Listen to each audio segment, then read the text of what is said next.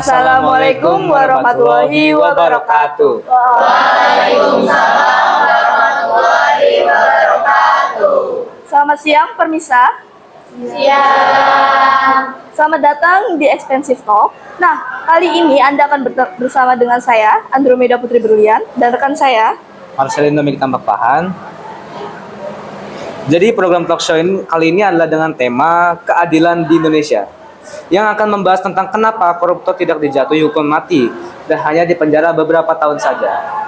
namun sebelum itu, mari kita sambut bintang tamu yang sangat spesial. Mari kita sambut Ibu Okti dan Ibu Raran.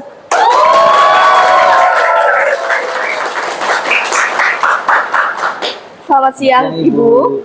Ya, siang. Di samping itu juga hadir beberapa bintang tamu yang akan menemani Ibu Okti dan Ibu Raran. Mari kita sambut juga anggota dari tim pro dan tim kontra.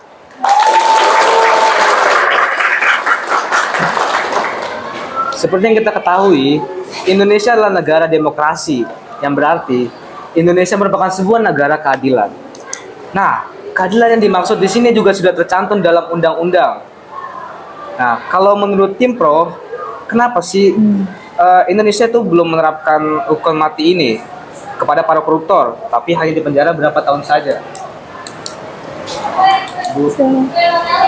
Menurut kami, hukuman mati bagi koruptor adalah suatu keharusan.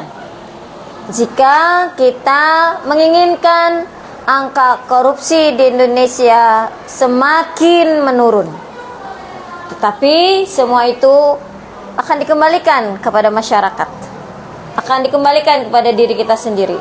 Seberapa besar keinginan kita untuk menghilangkan atau mungkin saja paling sedikit menurunkan angka korupsi di negara kita. Jadi jika Indonesia itu menerapkan hukuman mati, angka korupsi di Indonesia itu bakal berkurang, ya?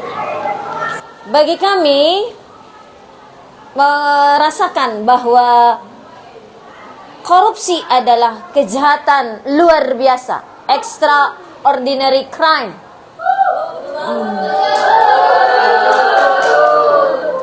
Maka hukumannya pun hukuman yang harus luar biasa.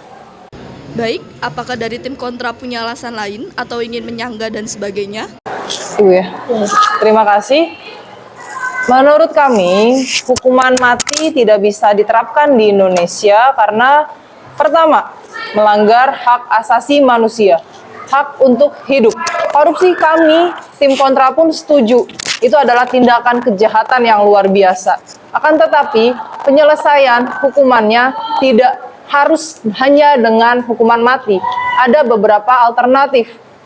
Misalnya saja dengan memiskinkan pelaku korupsi. Ada pilihan lainnya, yaitu pengucilan, sanksi sosial yang diberikan masyarakat kepada pelaku korupsi beserta keluarga yang korupsi itu akan lebih efektif diberikan daripada hanya hukuman mati. Karena hukuman mati itu hanya diberikan kepada satu orang saja, tapi keluarganya tidak terdampak. Bisa jadi pelaku ini sudah menyiapkan mentalnya, menyiapkan dirinya untuk mati. Dengan cara apa? Dengan menyiapkan harta untuk 7 turunan. Demikian. Berarti untuk pengucilannya itu bisa dijelaskan lebih. Oh, siap. Silakan. Jadi pengucilan yang dimaksudkan adalah di sini pengucilan yang dimaksudkan itu jadinya dimiskinkan dulu keluarganya, terus pelakunya dipenjara paling maksimal tuh seumur hidup biar tidak melanggar hak dia untuk hidup. Nah, sedangkan keluarganya dan para keluarganya itu dikucilkan oleh masyarakat karena menurut saya masyarakat adalah penegak hukum sesuai pikiran mereka sendiri. Terus pengucilan ini gak cuma hanya untuk istri dan anaknya, keluarga intinya saja. Mungkin sampai generasi selanjutnya, cucu atau cicitnya tidak boleh masuk ke dalam pemerintahan karena track record dari keluarganya pernah melakukan korupsi. Seperti itu. Baik. Apakah tim pro ingin menyanggah? Ya, baik. Menurut kami, jika hanya keluarganya mungkin dikucilkan oleh masyarakat sekitar, apakah sudah cukup bisa memberi efek jera yang cukup untuk sang koruptor ini? Dan koruptor itu misalnya dia di penjara, keluarganya dikucilkan. Kami ingin menanyakan kepada tim kontra, apakah itu sudah cukup jera? Karena kan itu sudah dilakukan, tentu sudah dilakukan di Indonesia ya. Belum. Hukuman sosial itu belum terjadi di Indonesia. Keluarganya masih banyak yang menjadi pejabat-pejabat di Indonesia. Makanya terjadilah budaya korupsi di Indonesia.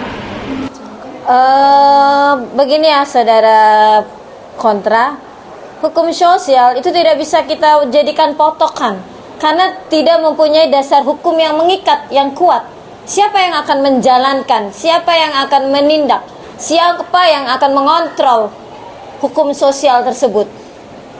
Karena kami merasa bahwa ketika orang itu sudah korupsi, sudah pasti keluarga itu dicap sebagai keluarga korupsi. Dan sudah pasti keluarga itu dikucilkan oleh masyarakat setempat, bukan begitu saudara kontra?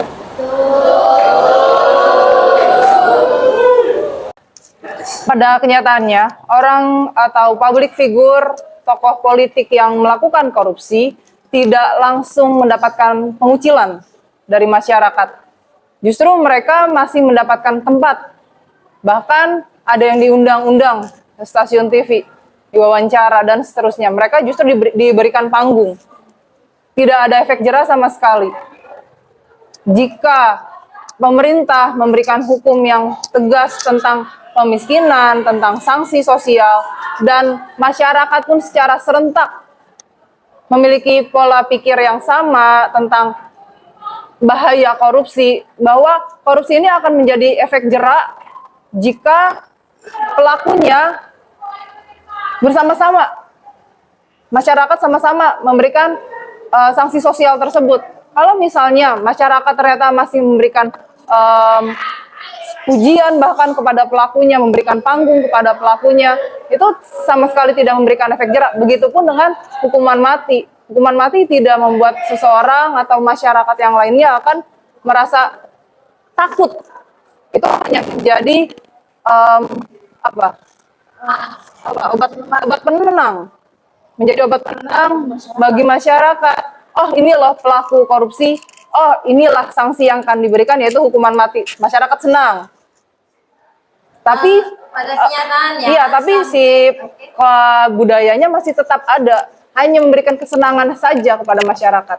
Efek hukuman mati itu. kenyataannya sampai saat ini tidak ada, belum pernah satupun koruptor yang dihukum mati. Nah, bagaimana mungkin sesuatu yang belum dilaksanakan, sesuatu yang belum terjadi, dianggap tidak berhasil? Karena pada kenyataannya, setiap tahun menurut ICW, itu Indonesian Corruption Watch, itu angka korupsi terus meningkat. Tahun 2022 sebagai data, terdapat 5.333 kasus korupsi.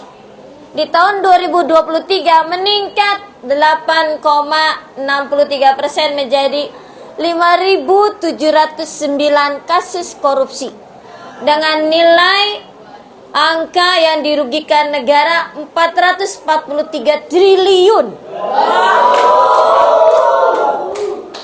Nah, barangkali bila hukuman mati ini diberlakukan, maka ada perubahan terhadap kasus korupsi, terhadap para koruptor yang mereka, saya yakin mereka bernyali besar untuk mencuri uang negara.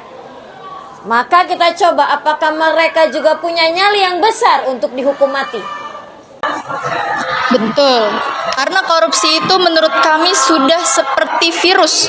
Satu orang korupsi, maka orang lain akan sangat mungkin terinspirasi. Betul kan? Budaya korupsi itu sangat-sangat mungkin menyebar di Indonesia. Karena pada dasarnya sumber daya manusia itu masih sangat rendah. Selanjutnya, dengan diberikan hukuman mati, kami merasa bahwa apakah orang lain itu akan melakukan korupsi? Apakah orang lain itu tidak akan berpikir dua kali lagi untuk melakukan korupsi? Karena kalau misalnya dia sudah melihat ada satu kasus koruptor dihukum mati, wah saya kalau mau koruptor, saya bakal mati ini. Apakah dia tidak berpikir lagi untuk melakukan korupsi? Seperti itu. Kenapa korupsi itu semakin tinggi? Karena dari akar masyarakat itu korupsi itu sudah ada, seperti menyogok. Contohnya itu dalam sepak bola. Ketika seseorang itu menyogok wasit, kan diberikan uang. Itu sama aja dengan korupsi dalam hal kecil. Bagaimana kalau kepala desa? Apakah kepala desa dia layak dihukum mati kalau melakukan korupsi? Harusnya iya, kita hukum mati. Jadi tidak ada pilihan lain kecuali hukuman mati bagi para koruptor. Tidak pandang bulu, mau kepala desa, mau kepala apa lagi? Kepala departemen, kepala kementerian. Jika melakukan korupsi, kita lakukan, kita tegaskan, kita terapkan hukuman mati. Yang kita harapkan benar-benar bisa menekan angka korupsi di Indonesia. Karena pada dasarnya praktik korupsi itu tidak hanya merugikan suatu pihak, tidak hanya merugikan masyarakat itu sendiri. Korupsi itu sudah sangat-sangat merugikan suatu negara besar, gitu. Karena apapun bentuk dan modusnya, korupsinya adalah suatu bentuk kejahatan kemanusiaan. Tidak hanya merugikan keuangan negara, korupsi juga merupakan pelanggaran terhadap hak-hak sosial dan ekonomi masyarakat secara luas. Karena itulah korupsi digolongkan sebagai extraordinary crime atau kejahatan luar biasa yang pemberantasannya pun harus dilakukan luar biasa pula. Nih contoh dampaknya, dampak buruk korupsi itu tuh kan ada banyak tuh. Mulai dari pengangguran tuh anak muda, yang kedua itu sekolah yang tiba-tiba yang kayak nggak dibangun lagi gitu loh. Terus bansos yang telat kayak gitu loh, bansos kayak gitu-gitu. Betul, karena pada dasarnya dana bansosnya itu pun dikorupsi. Jadi gimana kita menyalurkan bansos apabila dananya pun dikorupsi oleh sang orang yang harusnya menyalurkan. Di masyarakat ada. Oke. Tadi disampaikan oleh tim Pro yaitu adalah dana bansos. Nah, kita pasti meyakini komitmen untuk memberantaskan praktik-praktik korupsi. Nah, kita tahu sekali korupsi dana bansos itu sangat-sangat kejam dan tidak manusiawi, ya kan? Nah, tapi sekali lagi refleksi dari frustasi sosial itu tidak boleh dijawab dengan kefrustasian dalam mengambil kebijakan. Jadi tidak boleh terburu-buru untuk dia harus tuntutan mati, Itu tidak boleh, harus ada prosesnya. Ya, seperti itu menurut saya.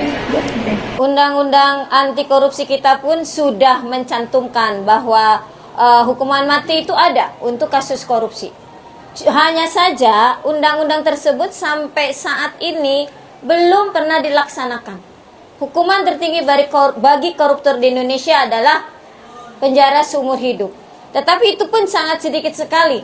Yang saat ini kita saksikan adalah penjara paling lama 20 tahun. Belum masa tahanan, potongan tahanan. Setiap tahun pun ada potongan penjara. Karena dia berbuat baik dalam masa penahanan, dia dikurangi. Apakah seperti itu pantas diterapkan kepada koruptor? Baik, sebentar. Maaf, beginilah. Jadi seperti yang tim Pro katakan, bahwa Indonesia itu sudah menerapkan hukuman mati bagi para koruptor. Tetapi sampai saat ini masih belum pernah digunakan sama sekali. Nah, kira-kira dari masing-masing tim, apa pendapat kalian tentang hukuman mati ini belum pernah digunakan sama sekali dari tim pro ini?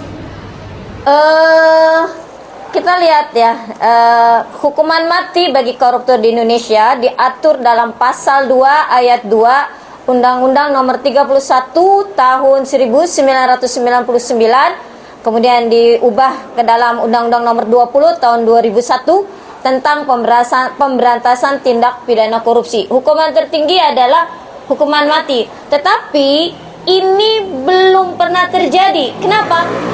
Ini tergantung kepada hakim, kepada proses peradilan yang terjadi. Hakim di Indonesia sampai saat ini belum pernah ada yang berani memutuskan vonis hukuman mati bagi koruptor. Terima kasih. Jadi menurut kami hukuman mati itu Bukan menjadi iya. Di sini Bu, saya akan membacakan mengutip dari paparan Indonesian Corruption Watch bahwa nilai terendah mengindikasikan bahwa responden menilai bahwa di daerahnya praktek korupsi masih sangat tinggi, dan di negara-negara terbaik dengan indeks persepsi korupsinya yakni ada di Denmark, Selandia Baru, Finlandia, Singapura. Itu kecuali Singapura yang masih menerapkan hukuman mati, itu bukan adalah negara-negara yang sudah menghapuskan hukuman mati. Nah, jadi negara yang sudah menghapuskan hukuman mati, indeks korupsinya justru menurun, gitu. Berbeda dengan negara-negara yang masih menerapkan hukuman mati bagi para koruptornya. Ada hukuman mati di negara tersebut ternyata tidak menjadikan efek takut, jera bagi para pelakunya. Korupsi tetap tinggi. Nah, bagi negara yang sudah menghapuskan hukuman mati, secara perlahan mulai turun trennya seperti itu. Jadi kami tetap melihat bahwa hukuman mati tidak menjadi solusi. Korupsi tetap menjadi sebuah kejahatan yang sangat besar, yang luar biasa jahat. Namun mati tetap tidak menjadi solusi karena setiap manusia memiliki hak untuk hidup. Demikian. Kembali lagi, ketika kita bicara hak azazi manusia, kita juga harus membicarakan hak azazi manusia yang lain. Seseorang punya hak hidup, tetapi kalau kehidupan dia merusak, mengganggu, menghancurkan hidup orang lain, wajar saja jika hak dia harus kita ambil, cabut secara paksa. Negara-negara yang masih menjalankan hukuman mati terhadap koruptor itu juga banyak. Kalau Indonesia belum berani menerapkan hukuman mati bagi koruptor, tidak mungkin kita bisa melihat, tidak mungkin kita bisa menyampaikan bahwa itu tidak akan berhasil, itu akan menurunkan, itu tidak akan memutuskan rantai korupsi kalau itu belum pernah dilaksanakan. Apa yang terjadi dengan negara kita sampai tidak berani menghukum seorang koruptor? Ada apa dengan diri kita sendiri? Ketika kita bersalah, kita tidak ingin dihukum dengan berat. Ketika kita merugikan orang lain, kenapa kita tidak berani mengambil resiko atas tindakan yang kita lakukan? Ada apa dengan diri kita? Ada apa dengan bangsa kita? Kenapa kita tidak berani menetapkan hukuman mati bagi para koruptor?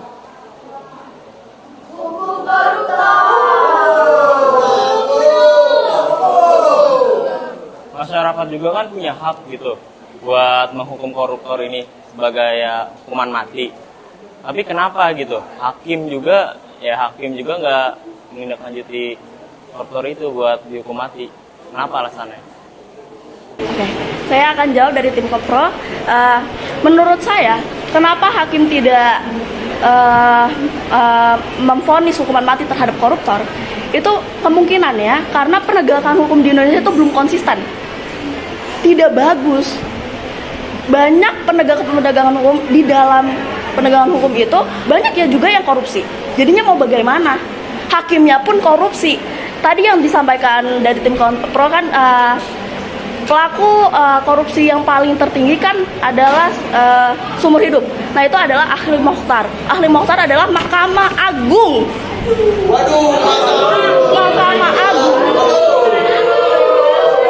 Mahkamah Agung yang mengerti hukum, yang menghakimi orang, tapi mereka malah korupsi. Nah, berarti yang harus dibenahi dulu adalah pemerintahannya. Untuk membenahi hukum itu, pemerintahnya itu beri contoh dengan hukuman mati, terutama tadi kepada penegak hukum yang melakukan tindak korupsi. Kita hukum mereka dulu dengan hukuman mati, maka kebawahnya akan memberikan rasa jerak, rasa takut, shock terapi bagi yang di bawahnya. Setuju? Saudara kontra mungkin bisa lihat beberapa minggu ini ramai dengan koruptor, kasus korupsi dana taspen. Kita lihat direkturnya itu ketika dikulik-kulik tentang kehidupannya, mereka itu bermain perempuan, istri yang keberapanya satu hari. Uang negara lah sudahlah diambil, kehidupannya pun sudah bejat. Apalagi yang diharapkan untuk hidup orang seperti itu? Sepertinya sudah sangat panas ya di sini. Nah, kita akan kembali lagi nanti. Setelah beberapa jeda menit, kami bisa sebentar.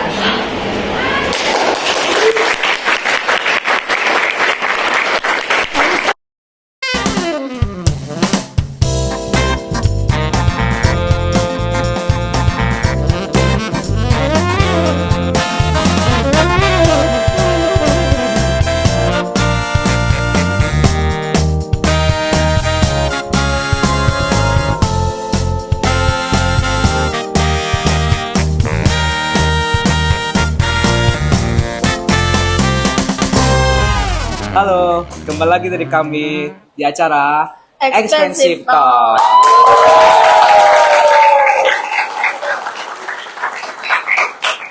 Tadi kita sudah mendengarkan beberapa statement dari kedua belah tim.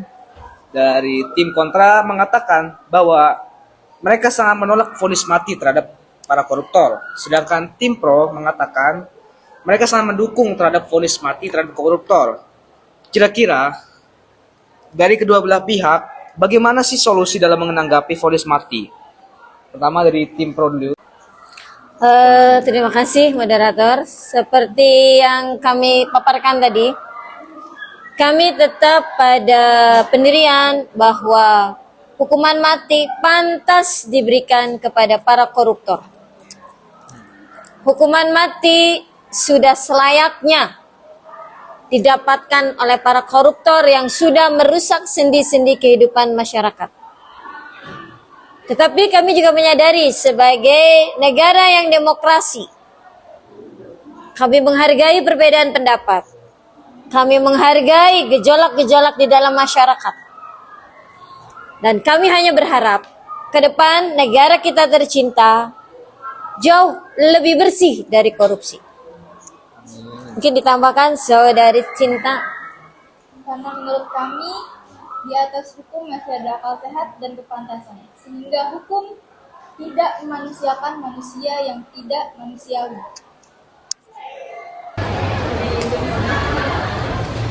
Kami dari tim kontra sepakat sih dengan pernyataan bahwa korupsi adalah kejahatan yang paling jahat, extraordinary crime.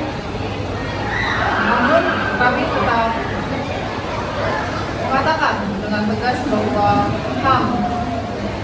HAM itu milik semuanya, termasuk pelaku kejahatan. Ada beberapa alternatif yang bisa diberikan kepada pelaku korupsi.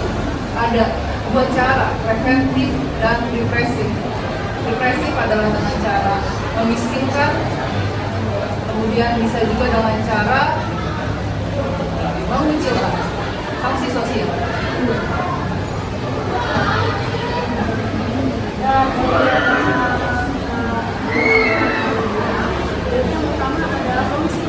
Nah, ada tidak salah pada pasal 18 ayat 2 UU Tipikor dalam jangka waktu 1 bulan sejak putusan yang telah memperoleh kekuatan hukum tetap, maka aset atau harta kekayaan dapat disita oleh jaksa dan dilarang untuk menutupi uang pengganti guna pengembalian aset dalam kerugian negara. Nah, dalam pengucilannya, yang tadi sempat saya bahas juga, bahwa kita juga bisa pelakunya tetap dihukum penjara. Batas maksimalnya adalah 7 hidup. Tetapi keluarganya itu juga harus mendapatkan sanksi yang sama, yaitu dengan cara apa? Dengan hukum sosial, yaitu keluarga-keluarganya sampai generasi selanjutnya tidak boleh masuk ke dalam pemerintahan untuk mewakili pemerintahan itu. Miskinkan koruptor. Lalu cara untuk pencegahan dari agar korupsi ini tidak semakin tinggi adalah dengan pengenalan apa itu korupsi kepada masyarakat, supaya masyarakat itu tahu korupsi itu seperti apa dan pencegahannya, supaya tidak akar-akar ini tidak akan semakin bertambah. Nah, itu juga tujuan untuk kepada pelajar, karena pelajar ini adalah harapan bangsa Indonesia. Semoga bangsa Indonesia ini tidak ada lagi para koruptor yang muncul akibat tidak dikenalkan pengenalan korupsi ini. Terima kasih. Baik, tadi kita sudah mendengarkan bahwa tim pro masih berada pada pendiriannya, yaitu koruptor harus dihukum mati. Dan tim kontra sudah menjelaskan solusinya, yaitu kemiskinan, baru pengucilan, dan juga sosialisasi. Namun begitu, meskipun sudah ada dasar hukum mati bagi koruptor, tetapi tidak serta-merta maka akan berlaku karena tergantung kepada jaksa dan hakim yang mengadili. Mari kita berdoa semoga kedepannya Indonesia akan lebih peka terhadap keadilan di sini, dan agar terciptalah keadilan untuk seluruh warga negara Indonesia.